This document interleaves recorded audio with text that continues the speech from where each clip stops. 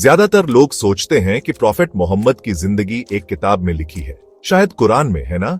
लेकिन ट्विस्ट ये है, कुरान में उनकी बायोग्राफी बहुत कम है। हाँ, कुरान उन्हें मैसेंजर ऑफ गॉड कहता है और मक्का, काबा और मदीना का जिक्र करता है। उनके फॉलोअर्स का मक्का से निकाला जाना, यथरिब जिसे अब हम मदीना कहते हैं, में बसना और मिलिट्री प्रॉब्लम्स का सामना करना, ये सब बताया है। लेकिन डेट्स नहीं बताई, उनके साथियों के नाम एक बार के अलावा, या टाइमलाइन भी क्लियर नहीं है। तो मोहम्मद की जिंदगी की कहानी हमें कहां से मिलती है?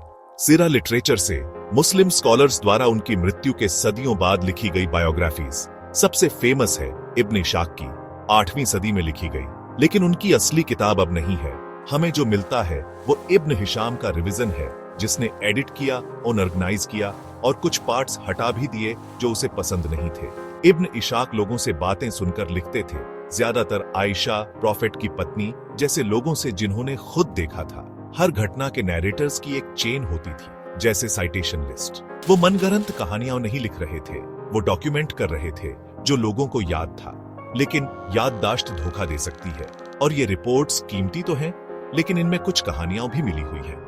जैसे मदीना के 12 आदमियों द्वारा मोहम्मद से वफादारी का वादा, यीशु और उनके 12 शिष्यों जैसा लगता है ना?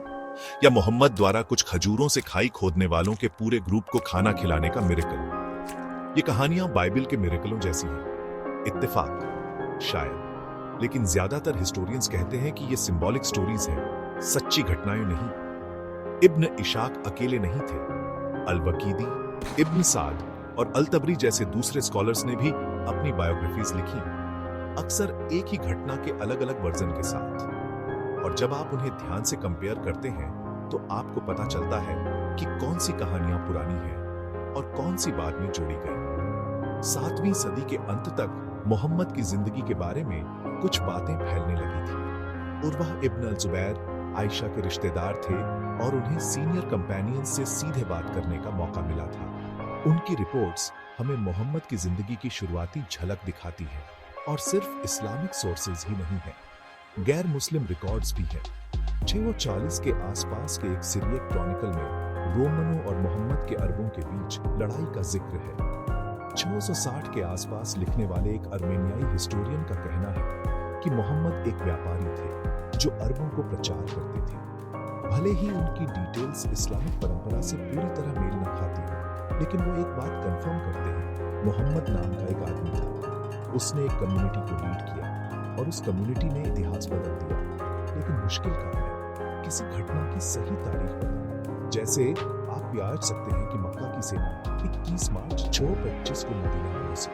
सही लगता है, लेकिन हिस्टोरियंस कहेंगे इतनी एक्यूरेसी बाद में बनाई गई होगी। शुरुआती सोर्सेज में ऐसी डेट्स नहीं होती थी, ये बाद में स्कॉलर्स ने टाइमलाइन बनाने के लिए की। तो हम असल में क्या जानते हैं?